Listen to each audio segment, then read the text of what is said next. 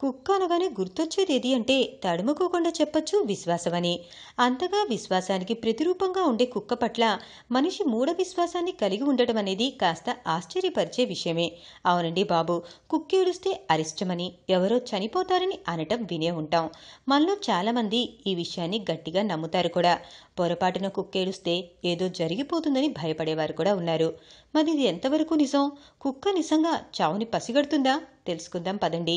కుక్క నిజంగానే చావుని పసిగడుతుందని ఎవరికి వారు అనుకోవటమే తప్ప ఇంతవరకు దీన్నెవరూ నిర్ధారించి చెప్పలేదు.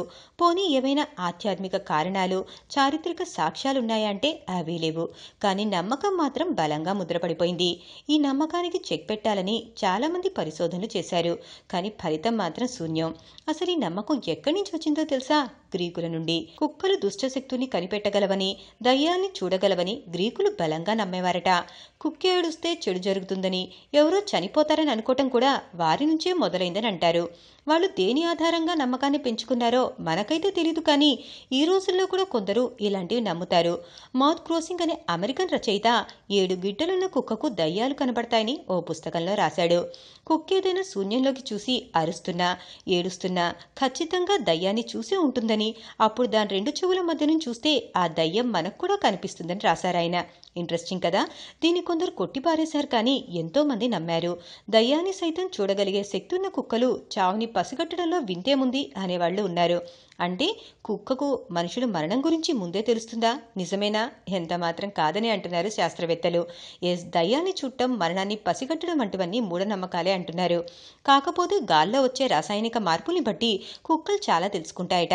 చావుకు దగ్గరగా ఉన్న మనిషి ఆ చుట్టుపక్కలుంటే మార్పులకు లోనవుతున్న వారి శరీరపు వాసన గాలి ద్వారా వీటిని చేరితే దాన్ని బట్టి అవి పసిగట్టవచ్చు తప్ప వాటికి అవి మరణాన్ని కనిపెట్టలేవనేది అంటున్నారు. పైగా ఎవరో మనిషి చనిపోతే అతడితో ఎలాంటి సంబంధం లేని కుక్క ఏడుస్తుందనటం ఆలోచించాల్సిన విషయం అని కూడా. అది ఏడవటానికి అనారోగ్యమో మరేదో కారణమై ఉండొచ్చు అనేది వారి వాదన. ఇలా కాస్త లాజికల్గా ఆలోచిస్తే నిజమే అనిపిస్తుంది. ఈ ముచ్చటి ఇక్కడే ఆగలేదండి బాబు. విదేశాల్లో ఈ మూఢనమ్మకాలు మరీ ఎక్కువ. స్కాట్లాండ్లో కుక్క ఇంట్లోకొస్తే కొత్త స్నేహాలు ఏర్పడతాయంటారు. ఇక ఇంగ్లాండ్లో వ్యాపార విషయాలు మాట్లాడటానికి వెళ్లేటప్పుడు ఒంటి మీద చుక్కలున్న కుక్క ఎదురొస్తే డీలోకి అయిపోతుంది అనుకుంటారు. ఇక తమ తోటలోకి అపరిచిత కుక్క వస్తే అనారోగ్య సమస్యలు వచ్చినట్టేనట. ఇక మరణం సంభవిస్తుందని కూడా ఐర్లాండ్ వాసులు నమ్ముతారు. ఇక కుక్క తన తోకను కాస్త పైకి లేపి నిద్రిస్తుంటే ఓ దుర్వార్త వినాల్సి వస్తుందని అమెరికన్లు నమ్ముతారు. కొన్ని దేశాల్లో 3 తెల్ల కుక్కలు కలిసి కనిపిస్తే అదృష్టం వరిస్తుందని, మరికొన్ని దేశాల్లో నల్ల కుక్క ఎదురవుతే కీడు జరుగుతుందని నమ్మకం. ఏదేమైనా ఒక్కొక్కసారి ఈ విషయాలు ఇంట్రెస్టింగ్గా అనిపిస్తాయి.